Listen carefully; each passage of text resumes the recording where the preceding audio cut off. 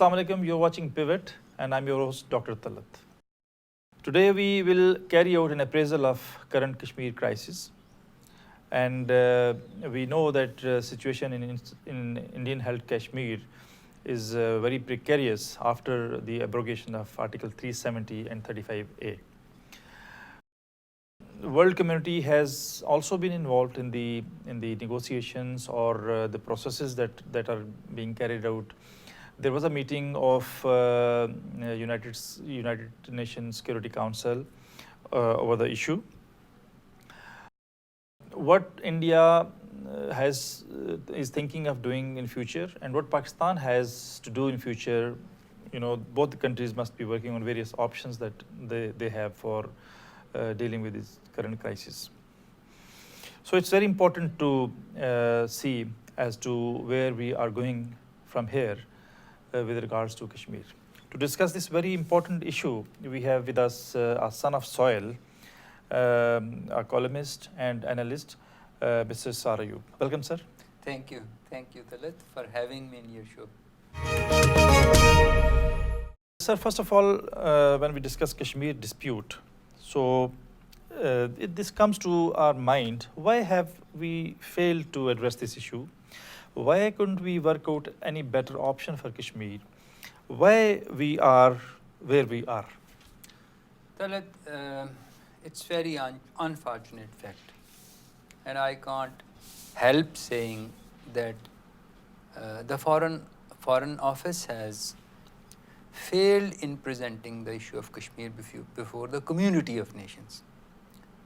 I wonder whether there have been any deliberations that when we are trying to approach the international community, what actually we need to talk to them about.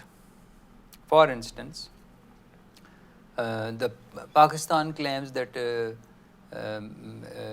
Kashmir is a jugular vein of Pakistan, and in reciprocation, India says that it's inseparable part of India. So the result is that it has become a territorial dispute between the two countries.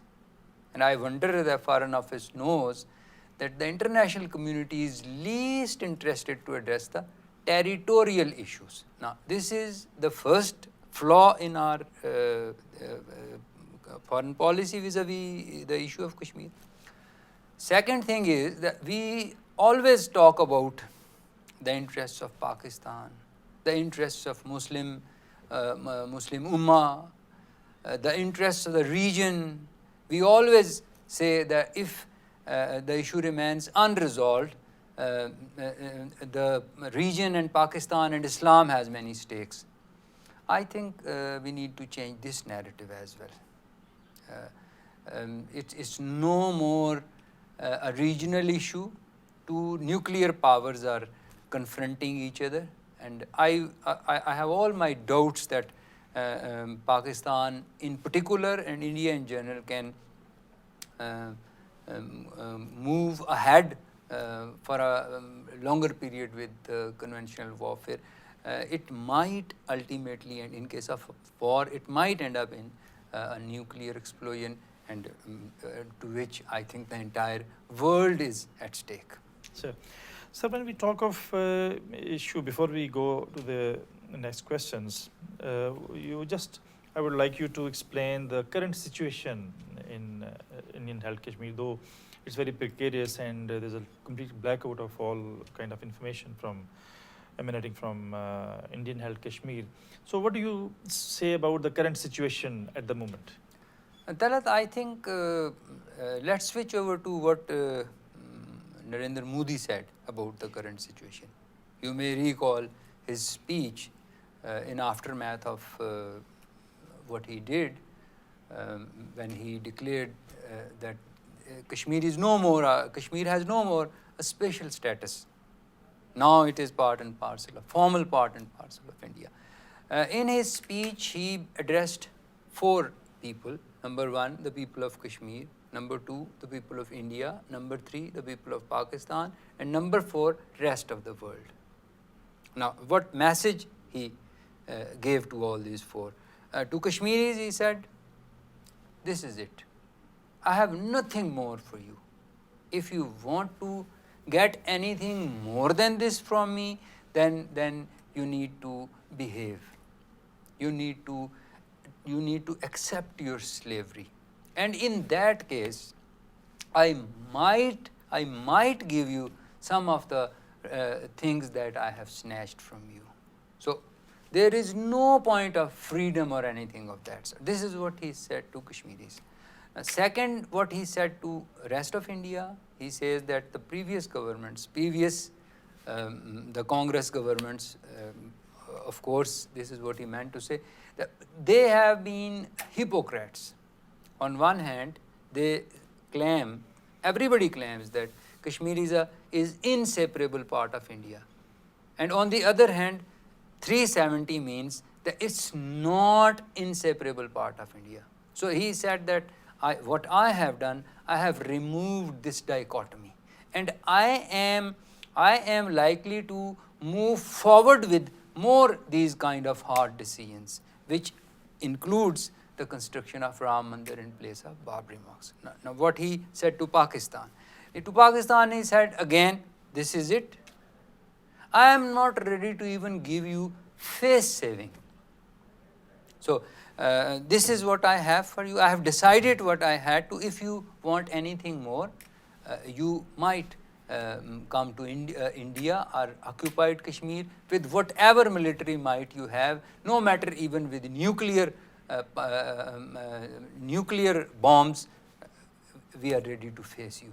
And to international community, Modi said that now it's up to you. We have done what we had to. Now it's up to you that you stand with Pakistan, a bankrupt state where your economic stakes are not more than $20 billion US, or you choose India. You come and stand with India, with which your economic states are worth $220 billion US. Now it's up to you. Now this is basic. I think this explains the current state of Kashmir. Sir, when we discuss the abrogation of 370 and 35A, which actually will still maybe demographic changes that India wishes to have in Indian-held Kashmir. So do you think this is the last card India has played, or this is the first card? I think this is a very tricky question, and my answer is also a tricky one. I think it depends. It may be or may not be the last step. It basically depends upon how Pakistan responds to it. If Pakistan responds it well, of course, the result will be different. And if Pakistan fails to respond it well, again, then the result will be different. Sir, when you talked in one of your answers about face saving. So there's a face saving problem with India also, because India also has to save face.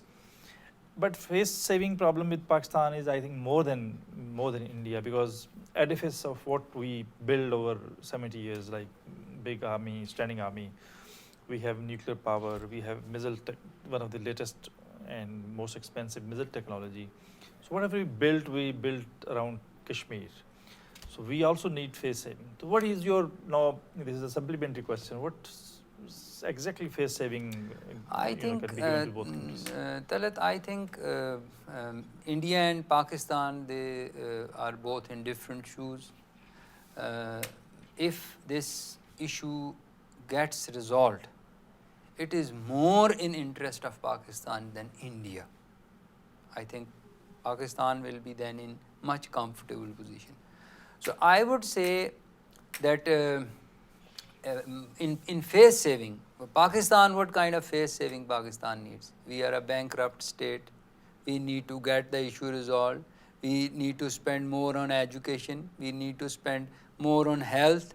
We need to grow economically. We need to build a healthy environment conducive for growth and development. So if we do all this, and in aftermath of the resolution of this issue, I think this is face saving. Now, whereas the face saving in general terms which generally the people discuss, is that some part of Kashmir should go to India, some part of it comes to Pakistan, and some from Pakistan's share goes to be independent, and some from India's share goes to be independent. So there's a time for short break. Thank you. We'll be right back after a break. Welcome back. Sir, when we discuss of situation, we know population in Indian held Kashmir is around 1.4 million, 14 million. And, with the kind of steps that Indian government has taken, people are denied basic rights. They have no internet services, they have no, they are almost whole the valleys under strict curfew. So how long, India will try to continue with this kind of measures in valley and elsewhere to subdue or suppress that, that resistance that India is expecting in wake of abrogation of Article 370? Talat, the more strict is the government of India vis-a-vis this abrogation and the curfew, the more violent will be the Kashmiris. So I don't think India can pull on with this situation for a much longer time. But may I tell you one thing, as we were discussing in start of the program, that Pakistan needs to change its narrative. And in the first place, while heading towards that, in the first place, we must understand that we always claim that Kashmir is the bone of contention, Kashmir is the reason of enmity between India and Pakistan. I don't think it's historically true, because we also say that Pakistan and subcontinent came into being when the first Muslim, who was Muhammad bin Qasim, landed on Sindh. So Al-Biruni, he visited India after 300 years and he wrote his famous book Kitabul Hind. And in that book he says that Hindus and Muslims are two opposite extremes. Now, this conclusion drawn by Al-Biruni was not on the basis of the issue of Kashmir. And after 1,000 years, when Qaid-e-Azam demanded for a separate homeland for the Muslims of subcontinent, which was of course Pakistan, he also did not base his demand on the issue of Kashmir.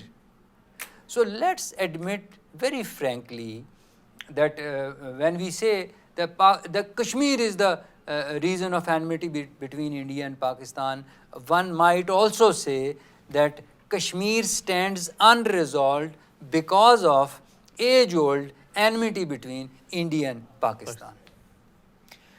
So when we talk about now, something happened, an event occurred, and just an attack, unconstitutional attack on Kashmir.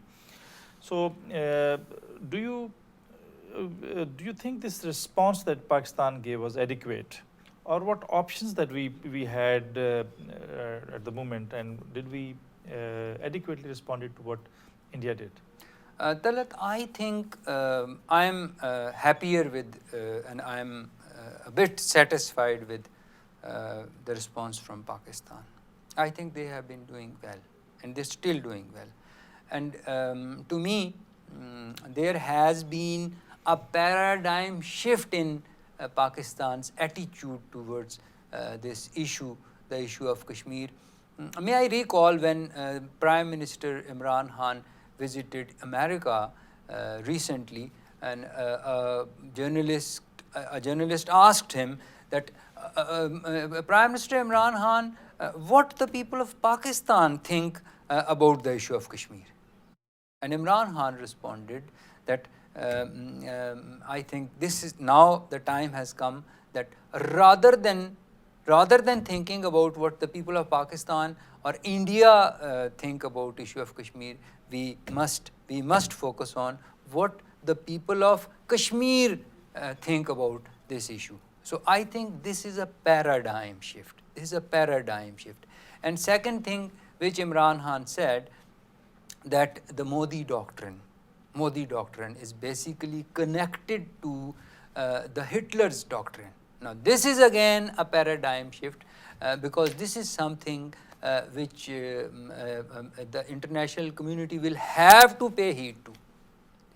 And may I also tell Talat that India might be reluctant to hold a plebiscite in Jammu and Kashmir, because India knows that the people of Jammu and Kashmir are not ready to join India.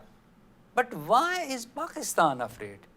Why is Pakistan not letting the people of Kashmir to go and plead their case? Why Pakistan is not ensuring a free and fair government in Azad Kashmir, and then build their capacity, which means that you impart the skills, you provide them resources, and also provide them the enabling environment for efficient utilization of the resources and skills. I think this is likely to make a great difference. Supplementary to what you said, currently the president of AJK is very since ex-diplomat, and he's going around the world. And what specific arrangement you wish to suggest about Kashmiri community going out and pleading their case? In the first place, Talat, we need to have a completely free government in AJK, which currently is not free, because all the political parties working in AJK are basically the subsidiaries of the political parties of Pakistan. There is no indigenous political party of AJK. So what Raja Farooq Haider will say, that basically is what Nawaz Sharif thinks of the issue of Kashmir. And what Barrister Sultan Mahmood will say, that definitely he is likely to carry anything other than the word of Imran Khan. So first you need to basically the abrogation of this 370. In the first place, why did this 370 exist? Because till the time a plebiscite is held, and till the time the issue of Kashmir is resolved, till the time the final status of this state is determined, it has to be independent. Nobody should try to change the demography of this state, because that is likely to impact the plebiscite. So in that case, this is why I am asking you that the people of Pakistan, the government of Pakistan must ensure that there are indigenous political parties of AJK, and their job is not to indulge in the political affairs of Pakistan. Their prime responsibility was, and it should be, basically working on for the settlement of issue of Kashmir. And the issue of Kashmir is not a territorial dispute. Issue of Kashmir, I repeat, is not a territorial dispute. It is basically the dispute. It is basically an issue of providing the three basic rights as enshrined in UN Charter for every individual, no matter what religion he belongs to, no matter what kind of place he belongs to. And those three things are freedom, justice, and peace. So the actual issue is the provision of freedom, justice, and peace to the people of Kashmir. We have to have a short break here. We'll be back after a short break. Welcome back. We were discussing about responses by Pakistan. So what do you think now, what options we have to tackle this issue? Like, there are two big categories of options. One is diplomatic option and the other is military options. Most of the people, they don't talk of military options because probably I think it's right to give a chance to diplomatic efforts that Pakistan is making to address the issue. So what, in your opinion, are the diplomatic options at the moment? Not much. I think Pakistan is already doing a lot. But before switching over to those options, let's also make it clear that Kashmir is no more an issue between two countries, because China is also a stakeholder, USA is a stakeholder, Russia is a stakeholder. See, and Pakistan, India are already stakeholders, and Kashmiris are also stakeholders. So I think China can extend us a lot of help, which we have already seen in when this Security Council was convened, the session was convened. Russia can help us. USA, of course, is, if it's not helping, it's also not spoiling the feast. So I think this is what we need to do. And then secondly, we have rightfully created Kashmir Cell in Foreign Office, and I wonder in the embassies working in important countries. But we must also ensure that the people who are appointed in those cells are appointed on merit. It may not happen as in other cases. We usually in habit of appointing kith and kin, and to us basically any vacancy, that just means that we now have provision of appointing one particular person on this. So I think this we need to do, and we, as I have already said, we need to activate the government of AJK to take up their case themselves.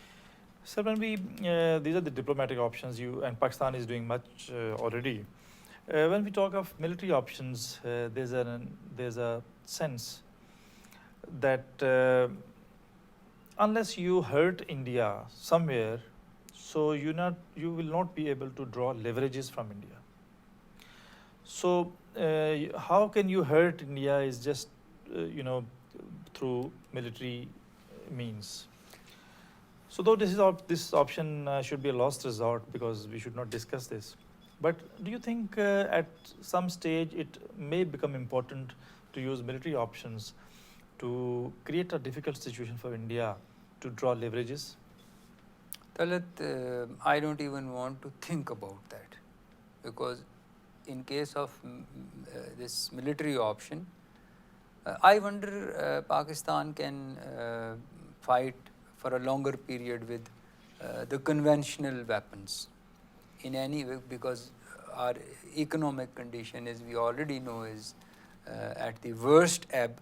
So I think there are two things that we need to be concerned about. One, that in case of a war, you never know that it ultimately turns out to be a nuclear conflict. One.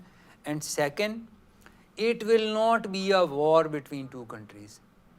This is for sure that this war is likely to transform into Third World War. So in that case, may I also tell you, I was going through a study conducted by a nuclear bomb expert, Russ Whelan, and he was saying that keeping in view the power of the nuclear bombs India and Pakistan have, and comparing it with the nuclear bomb which was thrown on Hiroshima, the direct impact will be on 20 million people. They are likely to die as a result of the blast. And 2 billion people are likely to be impacted because of the climate change. You might again end up in ice age. There will be 50% of ozone will be destroyed. So ultraviolet rays, you will be directly exposed to them. phytoplankton, the base of the food web, seafood web, that will cease to exist. So let's not think of even this war. But I wonder, India, because with the kind of doctrine Mr. Modi has, and this is my message through you to the people of India. I thought India was going very well, but this person, Pakistan, must thank Modi that he basically, I think he has started digging at the grave of Indians. Okay. Sir, what do you think? What is the Modi's next move? I think it will depend upon how the international community responds to the reaction which Pakistan has already recorded with them. Sir, when we talk of Kashmir dispute, and particularly in the region that we live, so what do you, like China, you mentioned China's proactive role in the current crisis.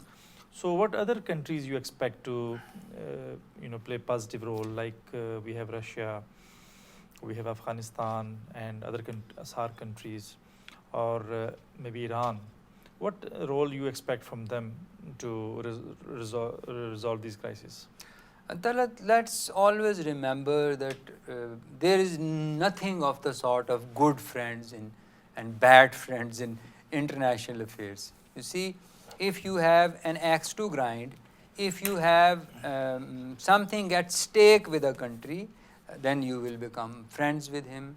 And if you don't have anything, if you have stakes with the enemy of your friends, then that enemy will become your friend will become your enemy. So I think Pakistan, the Foreign Office must think, for instance, as the China to side with Pakistan, it basically goes in interest of China. China is not supporting us because we are friends, as you and me are friends, and in case I fight with somebody and you come to my help. It's not like when we talk of this foreign relations. Similarly, Russia, let's also remember that when the Russia started joint military exercises with Pakistan, that was basically to grab an order from India, and India responded with an order of to purchase war machines, $6 billion.